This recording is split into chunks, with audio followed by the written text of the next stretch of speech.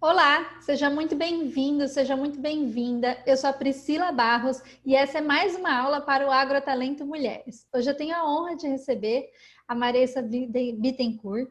Ela é pecuarista, agricultora e nós nos conhecemos na imersão lá de Ribeirão Preto, né, Maressa? E eu fiquei super interessada na sua história, conversamos um pouco lá e aí resolvemos te fazer esse convite para te conhecer melhor, passar melhor essa sua experiência de vida dentro do agro para tantas outras mulheres também que trabalham aí no campo.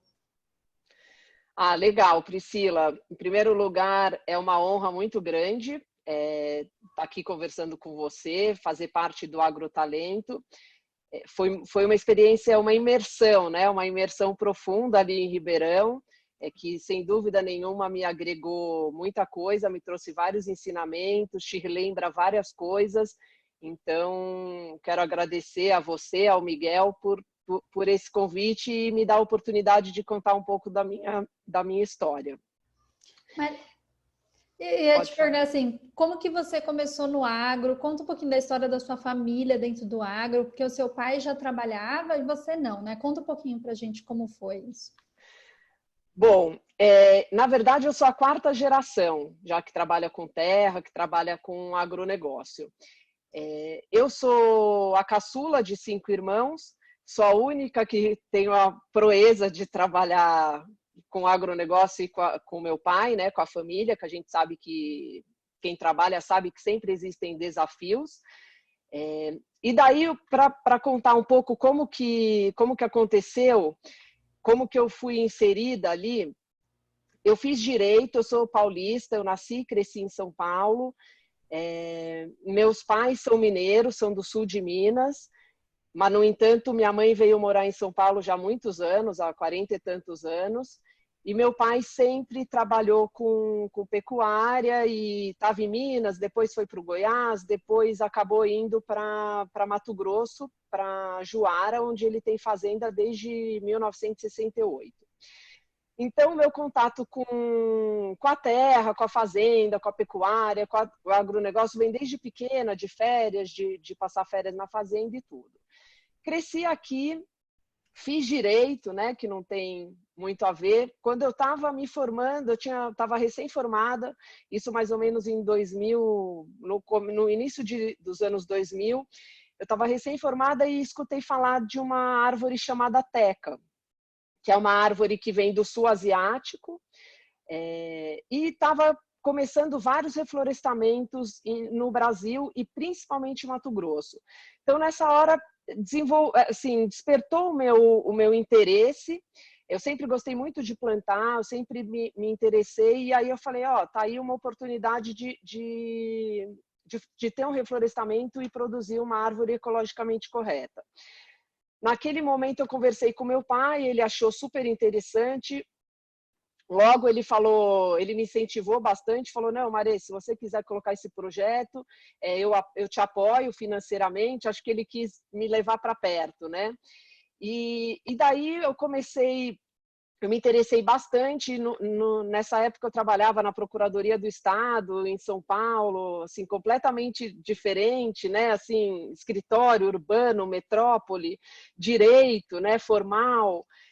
E daí eu resolvi visitar várias fazendas de reflorestamento de teca. Eu tinha 20 e poucos anos naquela época, energia de sobra, né?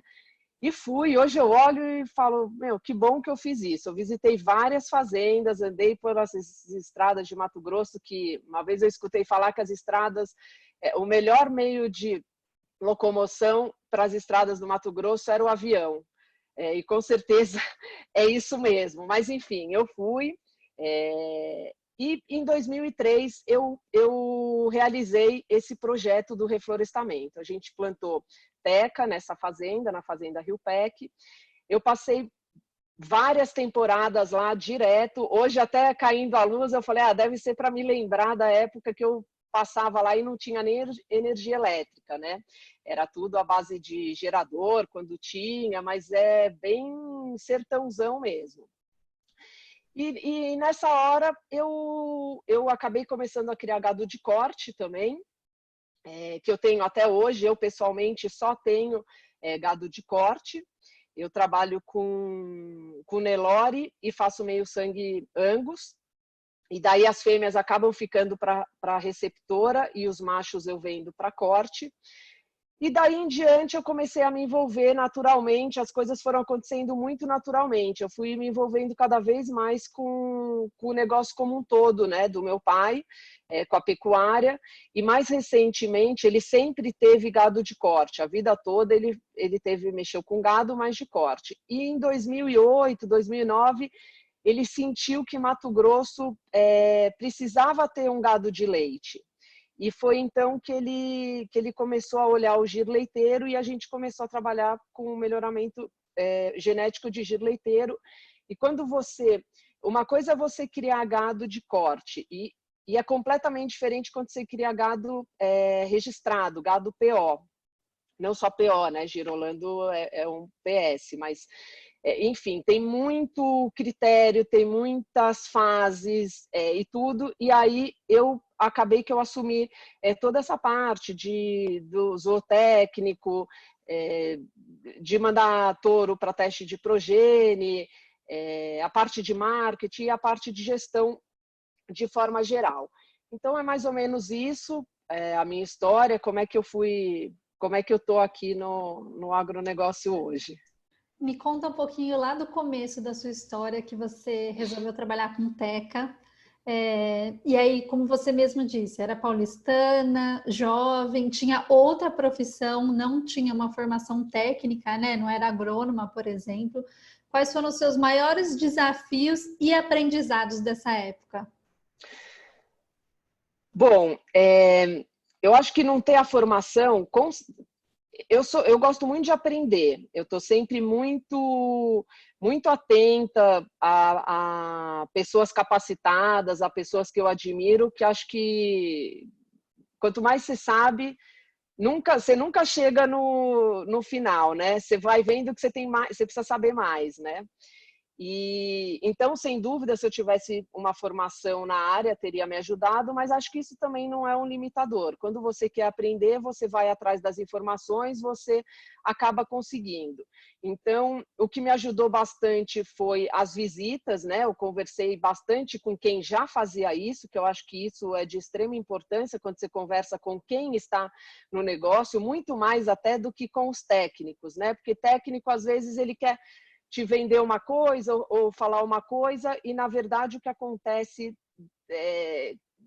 de verdade, só quem está lá, quem é o produtor, que sabe. Então, eu ter ido atrás dos produtores me ajudou bastante. Então, acho que é isso. E o pessoal bastante solícito para te receber, para sempre solícitos. Eu acho que naturalmente as pessoas, quando vê alguém mais jovem, né, com interesse daquele negócio, tem essa, te ampara, né? E quer te trazer. Quem que não gosta de chegar alguém de outro lugar e falar, olha, estou interessado em fazer isso, como é que faz? Claro que no meio do caminho você encontra aquelas pessoas que não querem muito compartilhar conhecimento e acho que até uma insegurança, né, de concorrência, de alguma coisa, mas falando de uma forma geral, acho que eu encontrei mais pessoas que me ajudaram e que estavam querendo colaborar mesmo comigo do que o contrário. É que essa é uma dica que fica muito boa para nós, Marissa, para alunos que estão assistindo a gente, que vão assistir a gente, que às vezes a pessoa não é da área, né, e tem uma fazenda por herança, tudo, e a pessoa também não sabe por onde começar, né? Então, às vezes, procurar pessoas que já estão dentro da área, fazer essas visitas igual você fez, sem dúvida é uma boa dica que você deixa para todo mundo, né? Com certeza. Acho que até hoje eu sinto não poder visitar mais fazendas do que eu visito, mas assim, todo ano eu gosto de visitar alguma fazenda, eu tento me organizar para ir em algum evento que seja no campo, porque isso te traz, você vê, né? Você vê ali acontecendo mesmo. Então, isso soma para o seu trabalho que você resolva desenvolver depois. E você comentou assim brevemente com a gente que você era igual você está hoje, né? Sem energia elétrica, Conta um pouquinho mais pra gente, assim, desses desafios práticos que você passou nesse dia a dia. Nossa, eu olho hoje, parece que foi ontem, né? Porque o tempo anda muito rápido. Mas foram bastantes desafios, porque por mais que eu sempre tenha tido a oportunidade de estar no campo, de estar na fazenda, de ter essa vivência que eu acho muito rica. Inclusive, eu sempre falo e eu tento fazer isso com os meus filhos, eu acho que o que mais enriquece as pessoas é a diversidade. Então, quanto mais oportunidade você tem de viver em mundos diferentes, você vai estar se tornando uma pessoa melhor e vai conseguir andar por todos esses lugares. Então, eu acho que foi muito rico para mim ter passado esses desafios, desde estrada, porque naquela época não era nada asfaltado, era tudo assim, e não é que era um de terra normal, igual alguém aqui de São Paulo pensa, que às vezes vai aqui para o interior, pega 20 quilômetros, era assim, asfaltado, desbarrancado, com atoleiro, é um negócio mesmo pesado. E a parte da energia, eu acho que a energia elétrica a gente até consegue. Hoje eu acho que não consegue mais, né? Hoje acho que ninguém consegue se imaginar num lugar, você ficar muito tempo desconectado e tudo. Mas a gente acendia sempre luz de velas, falava, vamos acender o gerador. Eu, eu nunca nem gostava muito por conta do barulho, que eu acho que você descobre uma coisa mais animal em você, assim, mais de instinto, sabe? Mais de conhecer a natureza, de ver ali a rotina do gado, que todo dia o mesmo horário ele vai ali, depois ele vai ali, você vai no rio. Tive sorte de já encontrar vários animais silvestres. Você entende melhor um pouco a natureza, e você entendendo um pouco melhor a natureza, você acaba se entendendo melhor. Então, acho que todo desafio, toda dificuldade, quando você tem um olhar que ela vá te trazer benefícios, você leva muita coisa boa das dificuldades, né? Elas te fazem crescer como ser humano. É muito legal isso da natureza, né? Porque nós somos parte da natureza, né? A gente se esquece disso, mas somos parte. Não, e tem uma coisa, engraçado, porque hoje em dia eu vou para a fazenda e tem um rio bem largo lá, né? E eu penso assim 50 vezes antes de entrar no rio. E quando eu estava lá, essas épocas, eu ia assim, dia sim, dia não, todo dia eu ia no fim do dia sozinha, pulava no rio, que sei lá, tem uns 200 metros, se não bobear mais, até de largura, pulava, nadava e voltava sozinha. Hoje eu vou lá e falo, nossa, parece que eu não sei explicar, mas é uma sensação que eu estava tão mais inserida dentro da natureza que eu pensava, pô, a anta vem aqui, nada, a capivara, a onça, por que eu chego aqui e também não vou dar um mergulho e nadar e sair? Então é curioso, é interessante quando você tem essa experiência profunda na natureza. Muito legal. Eu tenho uma pergunta ainda para te fazer com relação a essa época da sua vida, né? Você era bem jovem. Como que era a relação com seu pai e como que você fez ele comprar a ideia desse projeto de Teca que você começou? A relação era diferente, né? Naturalmente, acho que a gente vai crescendo. E eu entendo também o lado dele, né? Porque antes você é uma jovem que está lá muito mais para escutar e para aprender do que para dar sugestão e para falar, não, mas e se a gente fizer assim? Então, realmente eu não posso reclamar. Ele foi muito, muito assim aberto a me incentivar e a financiar, inclusive, porque se ele não tivesse financiado, eu não teria como ter feito esse projeto. E aí, ao longo desses 15 anos, mais ou menos, um pouco mais que isso, a relação muda, né? Porque você vai crescendo, você vai ganhando alguma experiência, algum conhecimento, e você começa a dar mais palpite, de repente, do que ele estava preparado para receber. Mas é um aprendizado diário, que eu acho que o segredo assim de todo relacionamento, de forma geral, é muito você se colocar no lugar do outro, né? Eu tento muito em qualquer coisa, eu tento muito me ver como que eu ia fazer se eu tivesse daquele outro lado. Então, é difícil, não dá para falar que é fácil.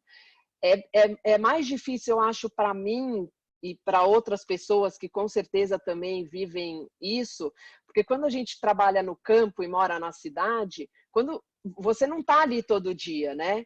Então, nosso escritório principal é em Cuiabá, a fazenda, a gente trabalha com fazenda em Mato Grosso e no sul de Minas, mas não é que eu estou ali todos os dias.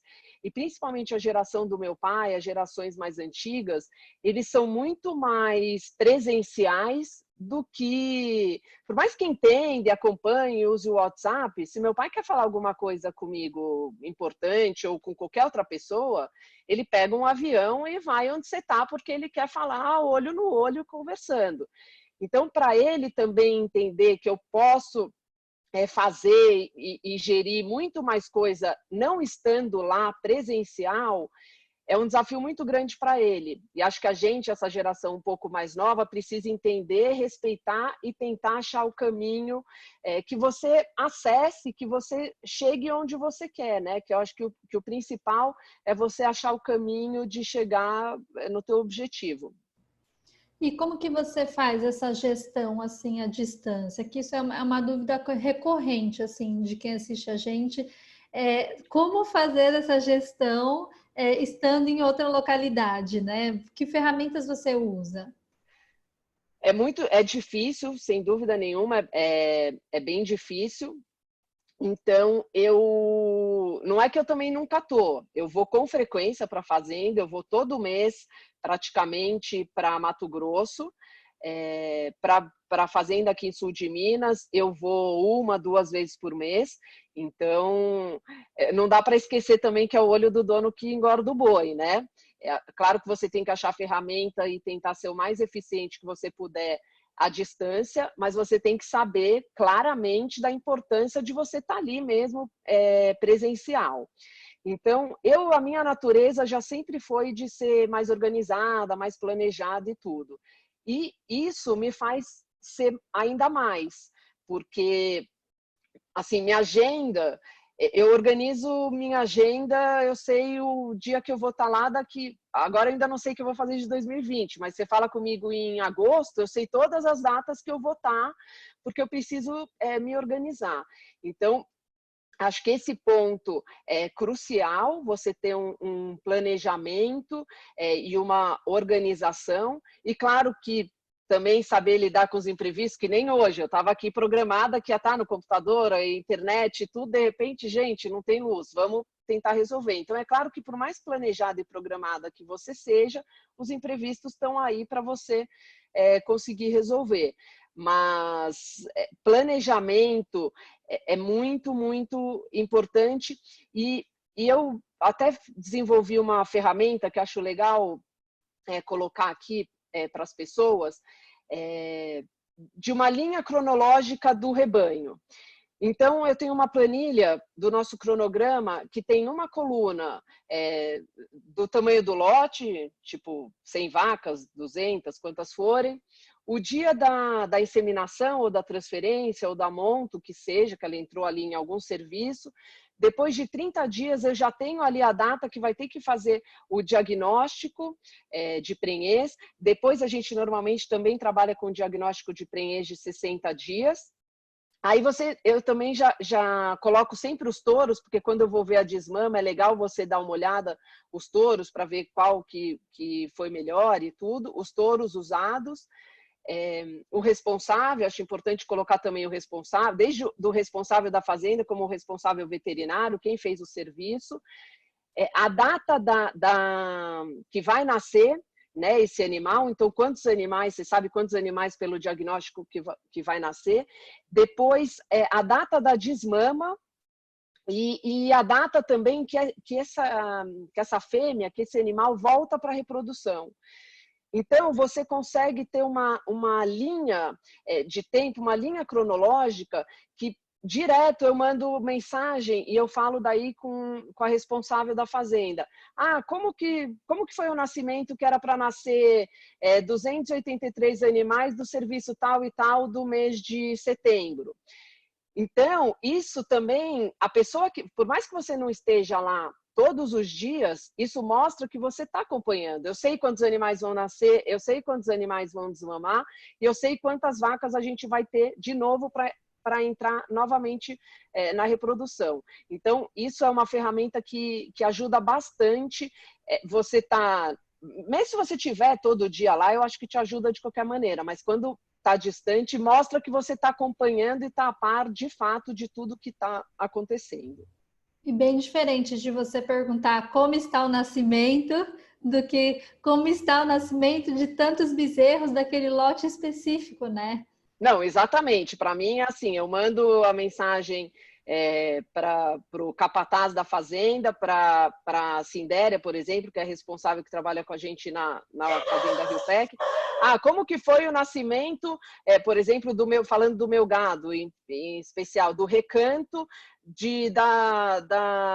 da inseminação de outubro de 2018, que era para nascer 68 animais. Daí ele, já nasceram 52. Então, você viu lá se essas outras estão mojando, como é que tá? A pessoa sabe que você tem o dado ali na mão. Então, acho que você ter o dado, o número certo e sempre mostrar que você está acompanhando faz bastante diferença. E acredito também que ter pessoas de confiança fazem total diferença, né? Fala um pouquinho sobre isso, por favor. Priscila, pessoas de confiança, pessoas, eu acho que é a chave, né? Eu acho que é a chave de eu e qualquer bom gestor ou líder ou qualquer pessoa que acha um negócio de sucesso e de resultado, sabe que o que faz a diferença são pessoas, né? Porque elas que estão ali, que estão trabalhando, que estão vestindo a camisa, enfim, que estão junto com você para fazer o negócio crescer e o negócio acontecer. Então, pessoas é o ponto principal de qualquer negócio, é você conseguir reunir quem quer estar ali com o seu mesmo ideal, trabalhar com você e colocar a energia como um todo, né? E aí você tem um gerente na fazenda, você tem uma pessoa responsável, como que você faz isso? Então, meu pai faz isso, né? Meu pai é a pessoa ali que tem a palavra final, que decide todas as coisas na fazenda. E a gente tem cada fazenda a gente tem um zootecnista, que é o responsável daí pela parte de reprodução, pela parte do gado, por toda essa parte a gente faz o ciclo completo. A gente faz cria, recria e engorda, tanto para o gado de corte como para o gado de leite. Hoje nosso carro-chefe é o Girolando Meio Sangue, é o animal que a gente acredita que é a melhor raça para produzir leite nos trópicos, né? Então a nossa seleção de gir é muito criteriosa, é muito forte. Porque daí depois a gente identifica essas doadoras, essas matrizes, porque todos os animais GIR que a gente tem, quando elas parem, elas passam para ser avaliadas para ver a produção de leite delas. As que se destacam, naturalmente viram doadoras, viram matrizes, a gente vai cada vez mais apertando a qualidade. Então, por exemplo, esse ano a gente só está aspirando vacas e colocando como doadoras matrizes que têm produção maiores que 5.000 quilos de leite. E aí a gente sempre usa os melhores touros holandeses do mundo, né? Que por conta de CCM a gente tem acesso a isso, fazendo uma girolando de alta produção, dócil, fértil. Isso são qualidades, são características que a gente presta atenção nas nossas doadoras, no gado gir como um todo, e no rebanho de forma geral, né? Eu me preocupo bastante com o bem-estar animal, é um ponto que eu levo muito em consideração. Até aproveitar aqui para falar do trabalho super legal que a Carmen Pérez, que é minha amiga já há bastante tempo e faz parte também do NFA, que é um grupo, que é o Núcleo Feminino do Agro, que é um grupo que eu tenho uma honra enorme de participar. E ela acabou de lançar um livro junto com o professor Matheus Paranhos, que é reconhecido, né, nesse setor do bem-estar animal. E a gente já fez curso com o Nilson Dornelas, que é uma pessoa que eu super indico. Ele vai na fazenda, ele explica para a gente capacitando e tudo. Naturalmente, quando você está mexendo com lotes maiores, né, é muito mais difícil do que quando você está numa fazenda pequena. Então, sempre o desafio do volume é maior, né? Porque uma coisa é, hoje eu vou trabalhar com 100 animais. Outra coisa é que, não, hoje a gente vai trabalhar com 300. Então, é realmente mais difícil, mas tem que ter esse olhar. Acho que a gente está entrando em 2020, né, nessa década, e o pecuarista, o criador que não tiver atento para isso, vai ter umas consequências bem negativas. E conta um pouquinho mais sobre esse núcleo feminino do agro. Qual que é o objetivo? O que vocês fazem? Quantas mulheres são? São 33 mulheres do agro, todas assim muito competentes, todas tocam os negócios, tem histórias de vida muito interessantes. E aí, eu não estou há tanto tempo no núcleo, eu fico honrada porque realmente não é que qualquer pessoa possa entrar, você vai em várias reuniões, você participa de várias coisas antes de você realmente ser convidado oficialmente e participar. E eu acho que o intuito do NFA é levar mais conhecimento, dividir mais toda essa bagagem que ali as produtoras têm como um todo, dividir não dá nem mais para falar com as mulheres, eu acho que é dividir como um todo, porque hoje a gente já vive um mundo, claro que ainda tem diferença, alguma coisa, mas acho que já evoluiu e que hoje a pessoa quer um profissional bom, independente se ele é homem, se ele é mulher, ou seja lá o que for. Então, o objetivo é esse, é levar mais conhecimento e estar divulgando o que pode facilitar e te dar mais eficiência no teu negócio. Já que entramos nesse assunto, você já sofreu algum tipo de discriminação por ser mulher e trabalhar no agro? Priscila, sinceramente, assim, quando eu penso sobre isso, eu não lembro de nenhum momento, de nada constrangedor, de nada disso. Talvez, não sei nem se eu posso falar isso, mas talvez tenha ajudado que quando eu fui ali mais nova, eu era a filha do dono, né? E tudo, mas eu acho que a postura que a postura que você tem com os outros, com quem você tá convivendo, dá um limite.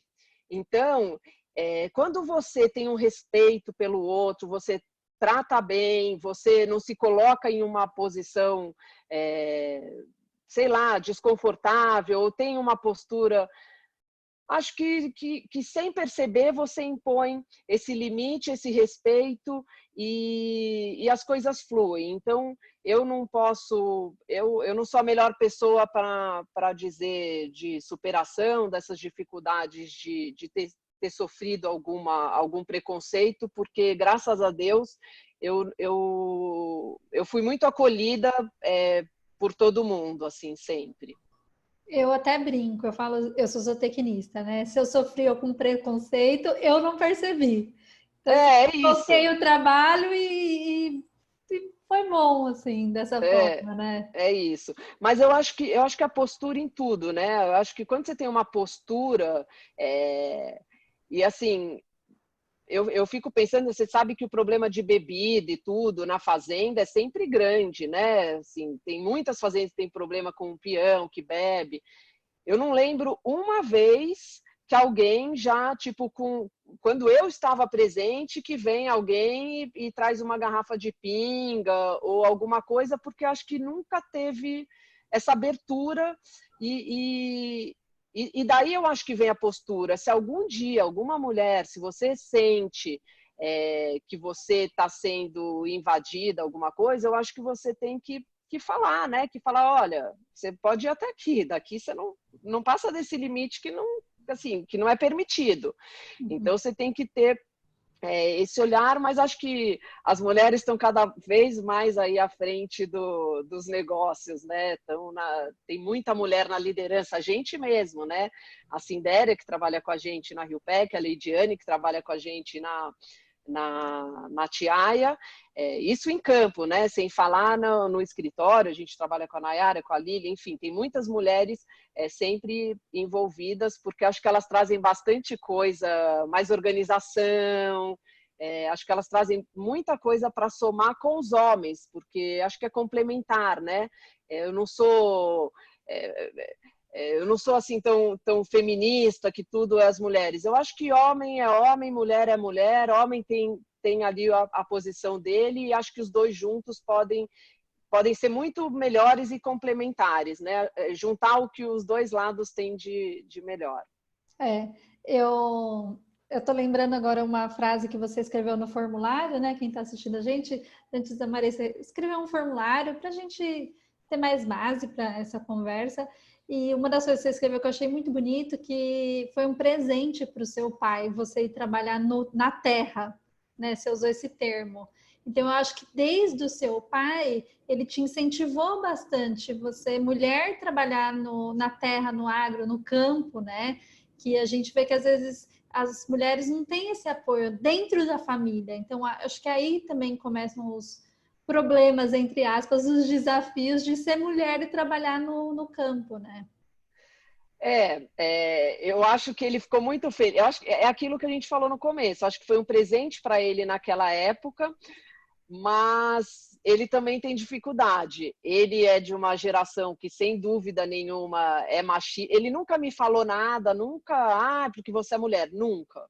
Mas, com certeza, eu acho que deve passar alguma coisa na cabeça dele, mas... Gente, eu fico pensando dos meus filhos, né? Outro dia até uma produtora lá do agro, que faz parte do agro, não, do núcleo, a gente tem muitas conversas sobre sucessão e tudo, porque tem muitas que são já mais velhas e que já estão um pouco nesse momento de ir passando para os filhos. E aí eu comentei, eu falei, gente, se daqui 20 anos um dos meus filhos quiserem trabalhar com isso e dar sequência no que eu faço, assim, eu não consigo nem expressar o tamanho da alegria que vai ser para mim. E aí uma delas virou e falou, Maressa, eu acho bom você gravar isso. Porque é difícil, né? Eu falo hoje desse lado. Acho que quando você está lá e que para você passar cadeira e para tudo, você tem que ter muito... Você tem que trabalhar. Acho que tudo na vida a gente tem que ir trabalhando. Então, você tem que... É isso que você quer? Você quer uma hora que teu filho esteja com você? Então, acho que você tem que ir trabalhando e dando espaço conforme dê também, porque às vezes não é...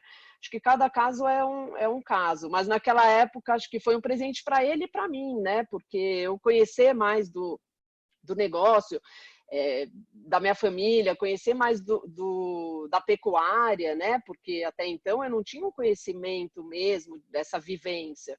Então foi um presente muito grande a teca, né? Eu brinco que eu me enraizei junto com as tecas, porque não é que eu tenho gado, porque às vezes se você eu tenho gado também, mas se fosse só o gado, às vezes numa dificuldade que você fala, ai gente, é difícil e tudo, você fala, quer saber, vou vender o gado, vou fazer outro negócio, mas as árvores não dá, porque não é a hora, elas estão lá com as raízes muito profundas.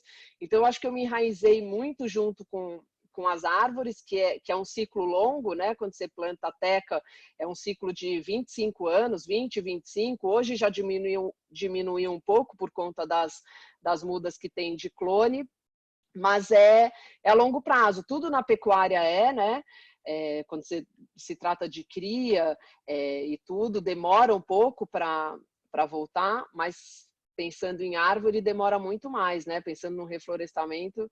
Então, isso me trouxe, junto com as tecas, veio muita perseverança, veio muita vontade estar ali e não desistir, porque eu confesso aqui que eu já passou pela minha cabeça, assim, algumas vezes de falar, ai, nossa, é difícil demais, será que vale a pena? Será que é isso que eu quero seguir?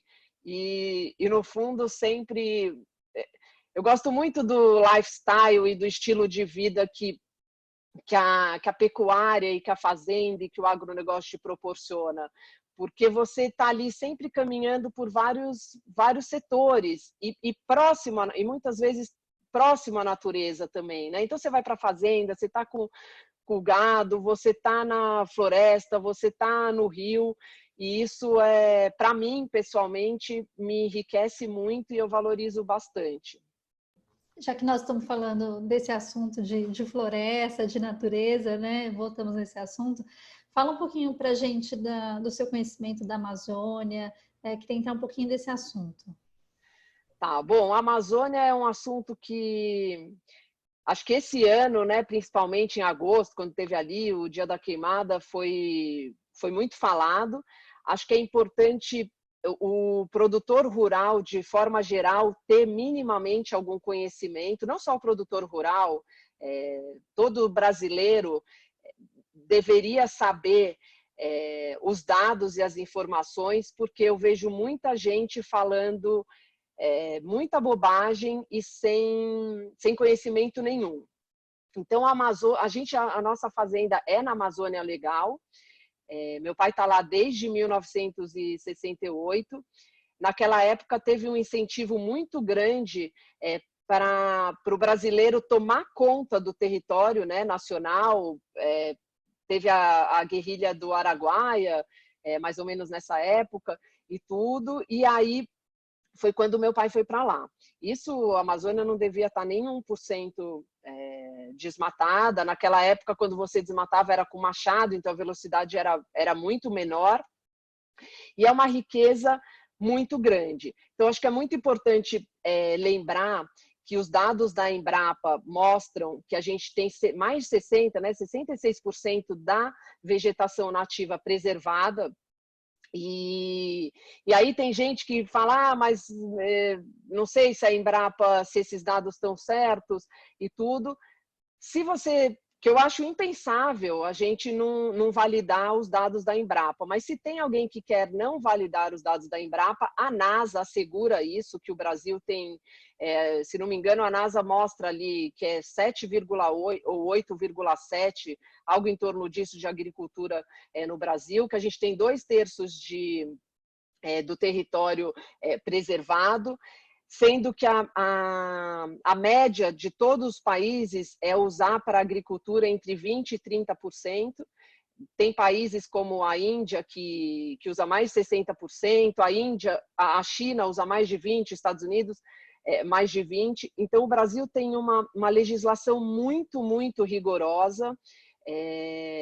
A gente tem 80% da fazenda preservada. Eu fico chateada às vezes, quando você escuta algumas coisas, porque as pessoas colocam tudo no mesmo saco, né?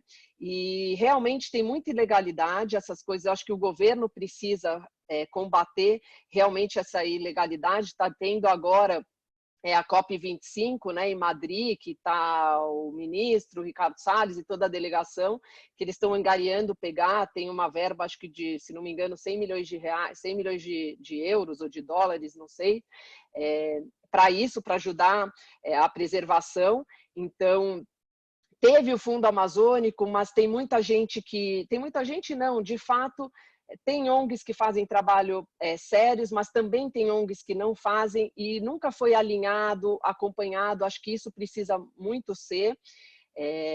Então, às vezes você vê, tá o rei da Noruega aqui, que é quem dava mais de 90% do fundo amazônico.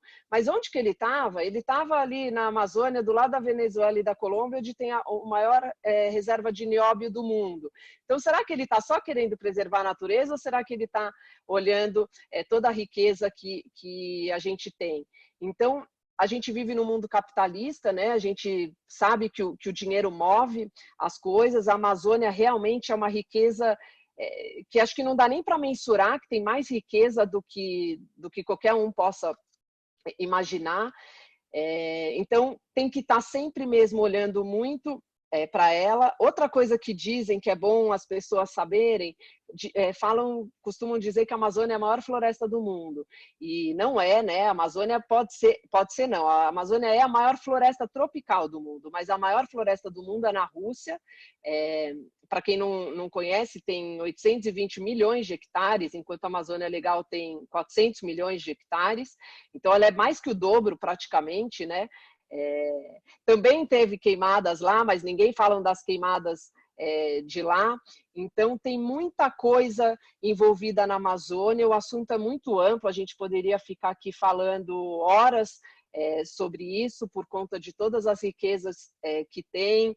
Aí tem as reservas indígenas, que é 13% do território nacional. Eles fazem reservas, não só indígenas, mas de conservação em lugares que, quando você olha, são estratégicos, porque aí você não consegue fazer uma estrada para escoar produção. Então, tem muita coisa envolvida no assunto Amazônia, que é um assunto que eu me interesso bastante. Só por eu ter um reflorestamento de teca já demonstra como eu valorizo e as árvores e gosto de plantar e tudo, mas vai muito além. E só para concluir, tem uma coisa também que sempre falam da Amazônia, porque a Amazônia é o pulmão do mundo e tudo. Isso não faz sentido nenhum, a Amazônia não é nem um pouco o pulmão do mundo, porque todo o oxigênio que ela produz, ela própria consome. A grande diferença, porque quem é o pulmão do mundo são as algas, né? As algas, sim, são responsáveis pelo oxigênio da terra, que o oxigênio é interessante também, porque se for mais, pega fogo, se não for, você não tem vida, né? Então, as algas que fazem essa função, e o que a Amazônia faz, que é a coisa mais importante para os produtores rurais e para os agricultores, é regular a chuva. Então, isso de fato tem, os rios voadores, ela regula a chuva. Por isso, quem produz precisa ter um cuidado mesmo grande, e a gente vê que o produtor rural no Brasil tem essa responsabilidade de cuidar de APP, de cuidar de nascente, coisa que não acontece em nenhum lugar do mundo, porque se você for para a Europa, tem algum lugar lá que eles querem proteger, o governo banca, né? Aqui não, aqui quem banca é o produtor, assim, é impressionante, tudo é sua responsabilidade, desde fiscalizar, porque, por exemplo, a gente que tem uma floresta mais extensa, a gente é responsável por fiscalizar, para saber que não tem ninguém tirando madeira ilegalmente, para a gente proteger, para uma hora não chegar o fogo. Então, realmente precisa pressionar o governo, para o governo acabar com a ilegalidade. Isso eu não estou nem entrando no assunto de minério, de mineração e tudo, que a gente sabe que acontece, mas é um assunto muito, assim, é muito amplo, não dá para... Numa outra oportunidade, a gente pode combinar de falar mais sobre esse tema. Maressa, como que você acha que a gente pode comunicar melhor a população em geral do Brasil e fora do Brasil sobre essa realidade da Amazônia? Porque eu acho que as pessoas, principalmente da cidade, têm outra realidade do que acontece e acaba culpando, vamos dizer assim, o agro por boa parte dos desafios da Amazônia, né? Eu acho que sempre que tiver oportunidade é importante ser dito, né? Mostrar os trabalhos exemplares, que são muitos que a gente tem no Brasil. O Brasil é extremamente eficiente, é impressionante como cresce a produção do Brasil sem aumentar a área, né? Ano após ano a gente vai aumentando e a área que está sendo produzida continua a mesma. Então, hoje em dia tem Facebook, tem Instagram, tem YouTube. Acho que você tem que levar, tem que ir compartilhando essas informações. O governo deveria fazer uma campanha forte, né? Agora, eu vejo que esse ano o governo tem viajado, está presente. Vamos ver como é que vai ser o resultado dessa COP25 que está acontecendo agora, hoje, né? Vai estar, que já começou também cheio de tumulto, porque era para ser no Brasil, aí o Brasil não quis, aí foi para o Chile, aí o Chile está também com um monte de problema, aí foi para Madrid. Espero que o Ministério da Agricultura tenha levado uma proposta, consiga mostrar esse lado profissional do Brasil, mostrar tudo isso e também se comprometer na ilegalidade. Eu acho que o ponto principal é pegar muito firme com a ilegalidade, porque quem faz isso não é o produtor. Porque se o produtor fizesse isso, ele é embargado, ele não consegue vender gado, ele não consegue vender nada, porque param ele. Quem faz isso é quem não é dono de nada, é grileiro, é quem não existe, né? Entre aspas. Então, acho que o ponto é a ilegalidade. E como comunicar isso é um desafio que a gente está vivendo nesse momento, né? Mas que muitas pessoas já perceberam isso e acho que, se Deus quiser, esse trabalho vai está sendo feito e as pessoas vão começar a ver mais a realidade e ter mais orgulho do Brasil agro, que é uma vocação, né? A gente é admirável. Eu que vou bastante para o Mato Grosso e fico muito em Cuiabá, e normalmente eu fico num hotel lá no Odara, e é impressionante. Acho que vez sim, vez não, se bobear, assim, muitas vezes por ano, tem delegação da França, da Alemanha, a gente mesmo já recebeu na fazenda, dos Estados Unidos, assim, constantemente as pessoas vêm para o Brasil ver o que está acontecendo no agronegócio, na pecuária, e eu não vejo isso em outros setores. Então, acho que para o brasileiro é muito orgulho, sabe? Eu acho que a gente precisa passar isso para as pessoas como um todo. É um orgulho muito grande você ser brasileiro num país agro, num país que tem uma regra, uma regulamentação muito pesada e ainda consegue ser um player gigantesco em tudo que produz, né? A gente é o maior exportador de várias coisas. Então, fica aí o recado para quem puder sempre lembrar isso, para quem não está no agro, para quem não tem oportunidade de ter essas informações, lembrar que a gente tem muita gente fazendo trabalho aqui de referência e com muita responsabilidade, que eu acho que é muito importante.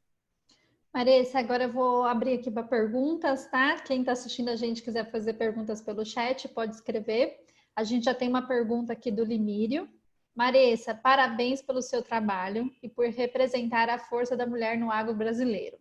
Qual a sua perspectiva para o agro nos próximos anos, com base na atual política do Brasil? Limírio Bisonotto, da Associação do Girolando. Oi, Limírio, tudo bem? Obrigada pela pergunta. Bom, a perspectiva é muito boa, né? Eu acho não, os fatos estão aí, né? A gente está com preço recorde histórico, que no fundo acho que foi um ajuste, né? Faziam muitos anos que estava estagnado o valor da arroba. Acho que junto com o valor da arroba vem a valorização de toda a cadeia da pecuária. A nossa perspectiva para o Girolando, que é o trabalho que a gente faz com muito foco, é muito boa. A gente vê que tem crescido bastante, que tem um potencial muito grande. Então, eu sou fã da nossa ministra, Tereza Cristina. Ela já abriu várias plantas frigoríficas para exportação, abriu também o mercado do leite. Então, acho que a perspectiva é muito, muito boa. E agora a gente tem que fazer tudo direitinho, né? Ter responsabilidade, quem trabalha com FIV, ter a responsabilidade de multiplicar só o que é bom, sabe? Fazer esse controle de estar melhorando. É difícil, né? Você melhorar a cada geração, porque quando você tem um bom, por isso que você vê, às vezes, aí, touro, que passa geração e eles continuam no topo ali. Porque quando você tem um animal muito bom, é difícil você superar, mas a nossa busca é sempre para estar superando, para ter animais cada vez mais produtivos, mais férteis e mais dóceis. E é isso aí, Limírio. Vamos produzir girolando e produzir bastante leite aqui no Brasil, para o Brasil e para o mundo, que tem muito espaço para crescer. Marissa, show de bola. Eu vou encerrar daqui a pouco a nossa entrevista. Queria te pedir agora para deixar um recado final para as pessoas que estão nos assistindo, em especial as mulheres que também trabalham no agro. Tá bom.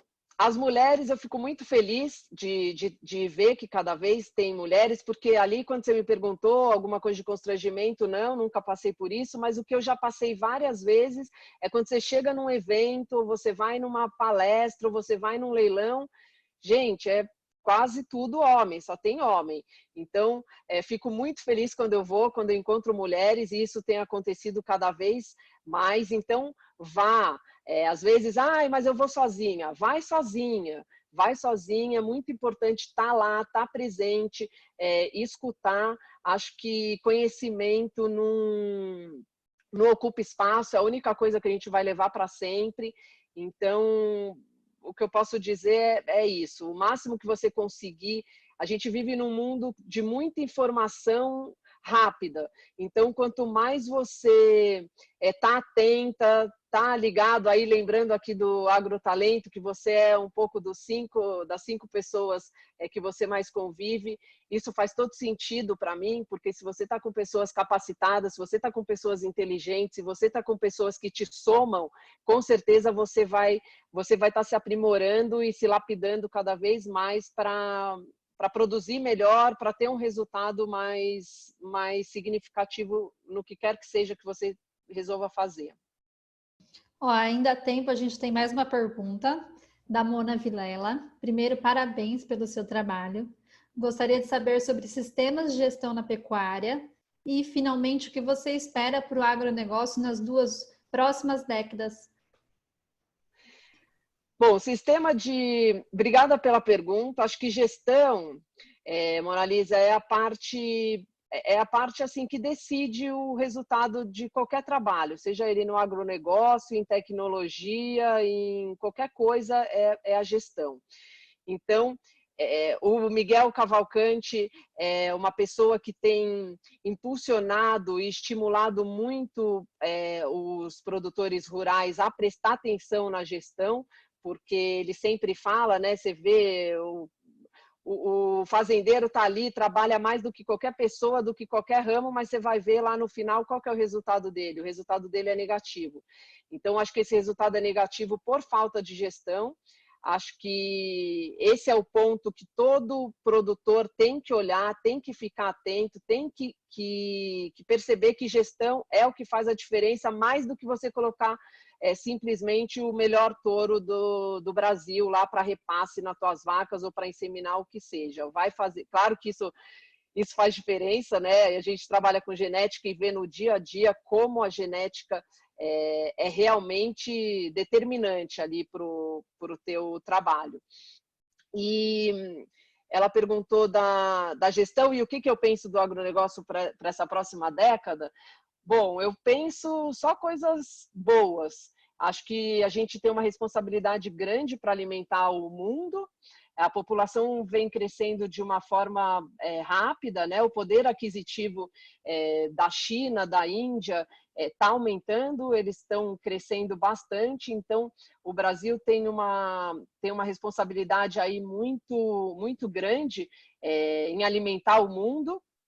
Então, a perspectiva é a melhor possível. Acho que a gente tem muito espaço ainda para crescer, para produzir e para ser eficiente. Acho que a palavra é eficiência. Antes, se você produzia, você colocava uma vaca por nenhuma, né? Nenhuma vaca por hectare, a gente tem que pensar que a gente tem potencial para pôr 3, para pôr 5 e ser cada vez mais eficiente em qualquer que seja a tua área do agronegócio, ou para produzir milho, ou para produzir soja, ou para produzir carne, ou para produzir leite. Tem que ser eficiente, tem que ter gestão e tem que ter gente boa. Maressa, por enquanto a gente não tem mais nenhuma pergunta, mas eu queria ler alguns comentários que chegaram aqui, tá? O Paulo Romba mandou: parabéns, Maressa e Culpa GV5. Forte abraço. O Evaldo... Obrigada, Paulo. O Evaldo Filho: não gostaria de fazer nenhuma pergunta, mas sim expor a minha admiração pela Maressa, pois a conheço há muito tempo e sei quanto ela batalha muito pelo sucesso de seus negócios. Parabéns, Maressa. Obrigado. O Evaldo aqui, ele é lá de Juara, realmente ele me conhece desde a época que eu fui plantar teca, está sempre junto, se eu preciso de alguma coisa, ele me ajuda. Então, obrigada, Evaldo, a admiração é recíproca e a parceria também. Chegou uma pergunta aqui para mim, do Zé do Prado. Quais as principais características de profissionais prestadores de serviços em pecuária e agricultura são relevantes para as mulheres que lideram suas propriedades rurais? Parabéns pelo seu trabalho, Marissa. Obrigada pela pergunta. Eu acho que a principal característica para qualquer ramo que você queira seguir é você ser comprometido, você ter conhecimento, você ser sério. Uma vez que você se disponibiliza a fazer aquilo, você fazer até o final, porque às vezes você chega, a pessoa, mas eu vou fazer isso, isso, aquilo. Ela começou a nem fazer isso, já está muito longe para fazer tudo o que prometeu.